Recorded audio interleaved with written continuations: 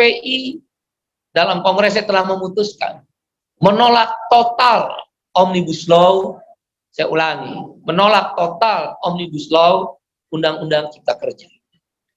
Dalam kongresnya KSPI meminta kepada pemerintah dan DPR menghentikan pembahasan Omnibus Law Undang-Undang Cipta Kerja, mengeluarkan Omnibus Law Undang-Undang Cipta Kerja dari program legislasi nasional.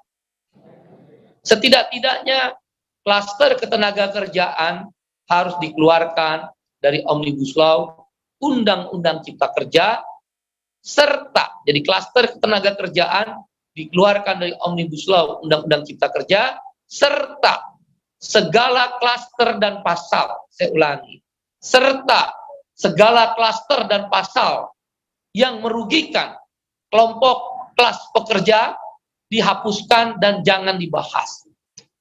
Antara lain,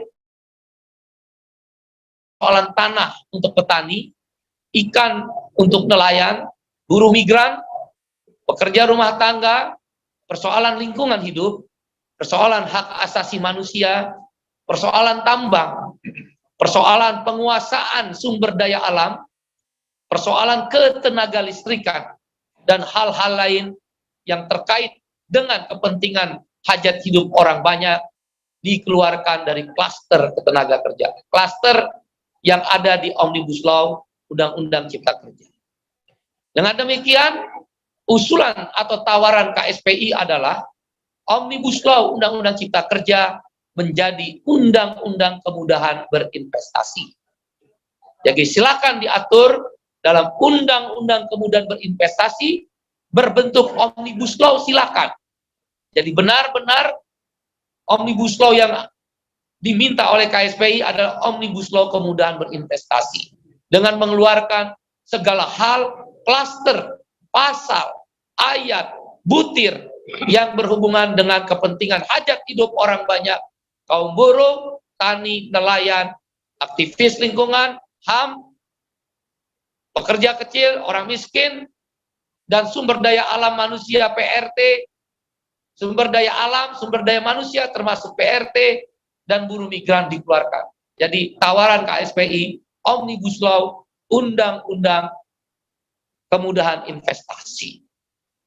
Yang ketiga, jadi saya lanjutkan yang kedua. Yang kedua, strategi yang akan diperjuangkan oleh KSPI dalam kongres keputusannya adalah pertama, menyerahkan konsep, dan itu sudah dilakukan jauh hari sebelumnya.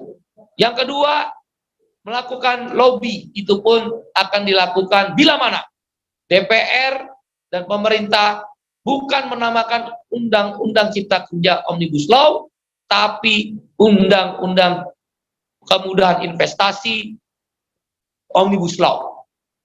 Ya, kalau itu tidak, kami tidak akan pernah bertemu dengan DPR. Karena percuma, isinya sama. Isinya sama, percuma. Sedangkan perintah Mahkamah Konstitusi jelas bahwa inkonstitusional bersyarat dan cacat formil. Yang terakhir, langkah yang akan diambil KSPI, akan ada aksi besar-besaran terkait dengan penolakan Omnibus Law tanggal 14 Januari 2022 pukul 10, 50.000 buruh berkumpul di DPR RI dan secara serempak puluhan ribu buruh di 34 provinsi di Indonesia, di seluruh Indonesia. Aksi besar-besaran. Bila mana itu tetap tidak didengar, DPR dan pemerintah memaksakan untuk membahas Omnibus Law, Undang-Undang Cipta Kerja, Kongres KSPI memutuskan setiap bulan dalam 1 minggu, setiap minggu dalam 1 bulan maksud saya, setiap minggu dalam 1 bulan, aksi bergelombang terus-menerus.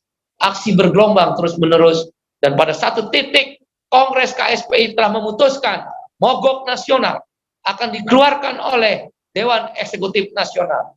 Mogok nasional akan dikeluarkan oleh Dewan Eksekutif Nasional ketika Omnibus Law, Undang-Undang Cipta Kerja tetap dibahas.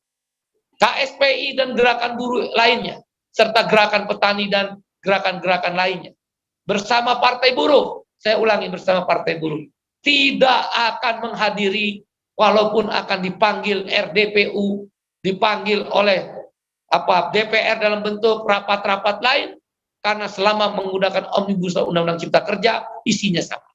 Kami menolak untuk hadir.